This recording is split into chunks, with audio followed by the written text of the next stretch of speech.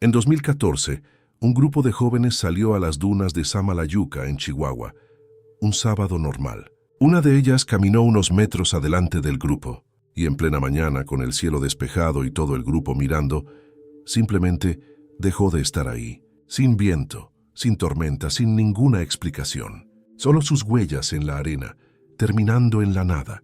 Eso es lo que vas a escuchar hoy. Si este canal te da algo que vale la pena, el like es la forma más rápida de fortalecerlo para que siga creciendo.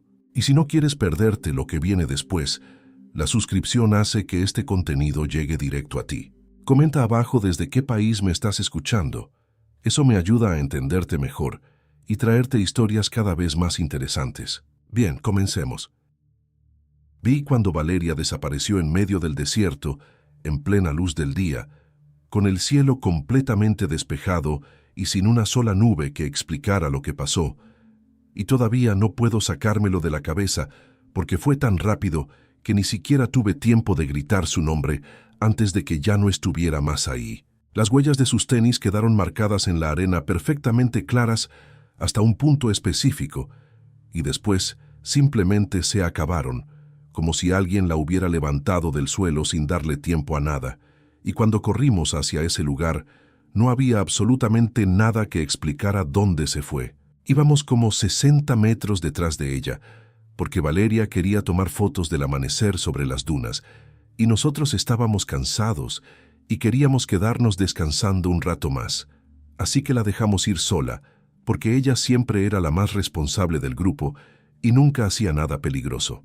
Estaba caminando tranquila con su mochila pequeña colgada al hombro, cuando de repente se detuvo. Volteó la cabeza hacia un lado como si alguien la hubiera llamado por su nombre desde algún lugar que nosotros no podíamos ver, y después dio 3 pasos más antes de que todo pasara. Uno de mis amigos estaba grabando un video en ese momento porque quería documentar el paisaje y capturó justo cuando Valeria desapareció, pero en ese instante ninguno de nosotros nos dimos cuenta de lo que realmente había pasado, porque pensamos que tal vez se había agachado o se había caído detrás de una duna. Corrimos hacia donde la vimos por última vez gritando su nombre y esperando que nos respondiera con una risa, diciéndonos que estaba bien, pero cuando llegamos solo encontramos sus huellas terminando en la nada y un silencio tan pesado que hasta daba miedo respirar fuerte. Valeria no era de esas personas que hacen cosas sin pensar o que se meten en problemas por imprudentes. Todo lo contrario, ella era como la mamá del grupo y siempre estaba cuidando que todos estuviéramos bien y que nadie hiciera ninguna tontería que pudiera salir mal. Tenía asma desde chava y por eso siempre andaba con su inhalador en la bolsa y con una botella de agua que medía perfectamente para saber cuánto llevaba tomado y cuánto le quedaba. Además de que todo el tiempo estaba posteando historias en su Instagram sobre cómo cuidarse en el desierto y qué hacer en caso de emergencia. Ese día habíamos salido temprano desde Ciudad Juárez para hacer un viaje rápido a las dunas de Samalayuca, porque teníamos el fin de semana libre y queríamos desconectarnos un rato de la universidad y de todo el estrés de los exámenes que se venían. Era una mañana perfecta, con el cielo completamente azul sin una sola nube y sin viento fuerte. De esas mañanas en las que piensas que nada malo puede pasar porque todo se ve tan tranquilo y tan normal que es imposible imaginar que alguien pueda desaparecer así de la nada. Valeria había insistido en que fuéramos temprano para aprovechar la luz del amanecer y tomar fotos bonitas, y todos aceptamos porque sabíamos que ella tenía razón y que iba a valer la pena madrugar un poco. Nunca pensamos que esa sería la última vez que la veríamos caminando tranquila con su cámara en la mano, buscando el mejor ángulo para sus fotos. Cuando regresé a mi casa esa noche, después de hablar con la policía y con los socorristas que buscaron por horas sin encontrar nada, me puse a revisar el video que mi amigo había grabado con su celular tratando de encontrar algo que nos hubiera ayudado a entender qué pasó. La imagen mostraba claramente a Valeria caminando, deteniéndose, volteando como si escuchara algo, dando 3 pasos más y después desapareciendo del cuadro. Pero lo extraño no era lo que se veía, sino lo que se escuchaba. Había un sonido grave y profundo, casi inaudible, que duraba como 2 segundos, justo antes de que ella volteara. Un sonido tan bajo que casi no se notaba a menos que subieras el volumen al máximo y prestaras mucha atención.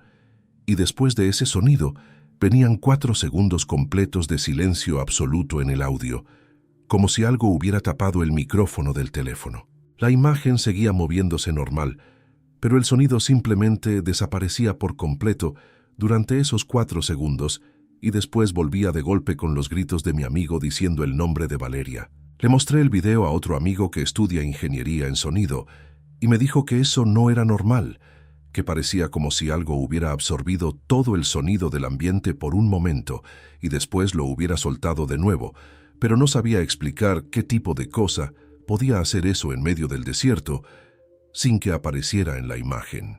Los días siguientes fueron una pesadilla de entrevistas con policías y socorristas que llegaron a las dunas con perros y drones tratando de encontrar cualquier rastro de Valeria, pero no encontraron absolutamente nada, como si ella se hubiera evaporado en el aire. Uno de los socorristas estaba revisando las fotos que habían tomado durante la búsqueda, cuando notó algo raro en una de las imágenes que habían capturado por casualidad cerca del lugar donde Valeria desapareció. En la foto se veía la sombra de una persona proyectada sobre la arena, pero la sombra estaba del lado completamente opuesto al sol, lo cual era físicamente imposible porque las sombras siempre se proyectan en dirección contraria a la luz, y el sol estaba bien claro en el cielo en una posición que no dejaba lugar a dudas. El socorrista nos mostró la foto y ninguno de nosotros podía explicar cómo era posible que esa sombra estuviera ahí en ese ángulo. Y cuando tratamos de racionalizar diciendo que tal vez era un error de perspectiva o un reflejo extraño, él nos dijo que había tomado muchas fotos forenses en su vida y que eso definitivamente no era normal. Ese mismo día, mientras buscábamos en el área, encontramos el inhalador de Valeria tirado en la arena a unos 20 metros de donde terminaban sus huellas.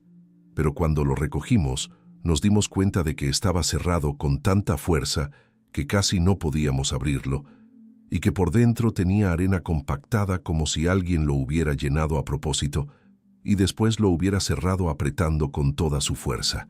Yo conocía a Valeria desde hace años, y sabía que ella nunca cerraba su inhalador así, porque siempre lo dejaba medio suelto para poder usarlo rápido en caso de emergencia, así que verlo tan apretado y lleno de arena me dio una sensación horrible en el estómago. De regreso a la ciudad paramos en un puesto donde un señor vende agua y refrescos a los turistas que van a las dunas, y cuando le comentamos que habíamos perdido a una amiga ahí, me miró con una cara seria que me puso los pelos de punta y me dijo algo que no he podido olvidar: si la arena te cobra en silencio. Le pregunté qué quería decir con eso, pero él solo negó con la cabeza y se dio la vuelta para atender a otro cliente. Y cuando intenté preguntarle de nuevo, simplemente me ignoró como si yo no existiera. Una semana después del desaparecimiento, cuando ya casi había perdido la esperanza de encontrar alguna respuesta, estaba revisando todas las fotos que habíamos tomado ese día en mi computadora, tratando de encontrar algo que se nos hubiera escapado. Había una foto que Valeria había tomado con su cámara y que habíamos recuperado de la tarjeta de memoria que encontramos cerca de sus cosas, pero cuando intenté abrirla, la imagen apareció toda distorsionada, con píxeles de colores raros y líneas que la atravesaban. Probé con un programa para reparar archivos dañados, y después de unos minutos, la imagen se normalizó y pude ver lo que mostraba. Y lo que vi me dejó completamente helado, porque en la foto, Valeria aparecía de espaldas caminando hacia las dunas, y en su cuello había una marca roja y reciente, como si alguien le hubiera presionado algo muy frío o muy caliente contra la piel. Pero lo que realmente me dejó sin palabras fue lo que se veía en la esquina inferior derecha de la foto, casi fuera del encuadre.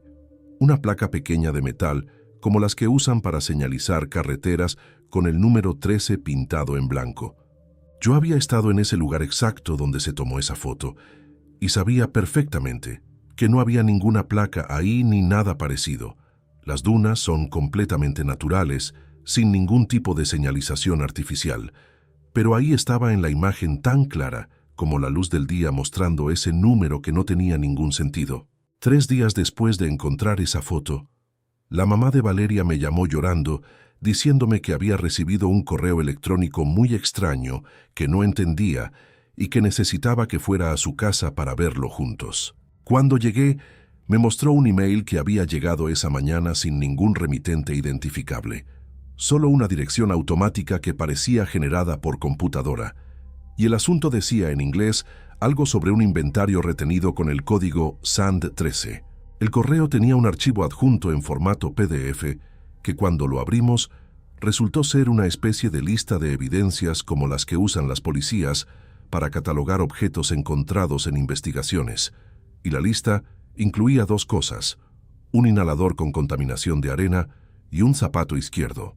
En la parte de abajo del documento había una dirección en Albuquerque, Nuevo México, y un nombre de archivo que decía Locker 13, Hold, en letras mayúsculas. Le pregunté a la mamá de Valeria si ella alguna vez había ido a Estados Unidos y me dijo que no, que nunca había cruzado la frontera porque no tenía visa y porque nunca había tenido necesidad de hacerlo. Llamé a la policía local para preguntarles si sabían algo sobre ese correo o sobre esa dirección en Albuquerque, pero me dijeron que ellos no habían enviado nada y que no tenían ningún registro de evidencias de Valeria en ningún lugar fuera de México. Esa noche, me quedé despierto mirando el techo de mi cuarto tratando de encontrarle sentido a todo lo que había pasado. Las huellas que terminaban en nada, el sonido grave del video, la sombra del lado equivocado, el inhalador cerrado con fuerza, la marca en el cuello de Valeria, la placa con el número 13, y ahora un correo que decía que sus cosas estaban en un lugar al que ella nunca fue. Y lo peor de todo es que nadie podía darme una explicación que tuviera sentido, como si Valeria hubiera cruzado una frontera invisible que el resto de nosotros no podíamos ver. ¿Te gustó este video? Entonces vas a querer saber qué le va a pasar a la persona que va a abrir ese Locker 13 en la dirección de Albuquerque que apareció en el correo. Mira el siguiente video de esta serie. Muchas gracias por quedarte hasta el final y nos vemos en el próximo video.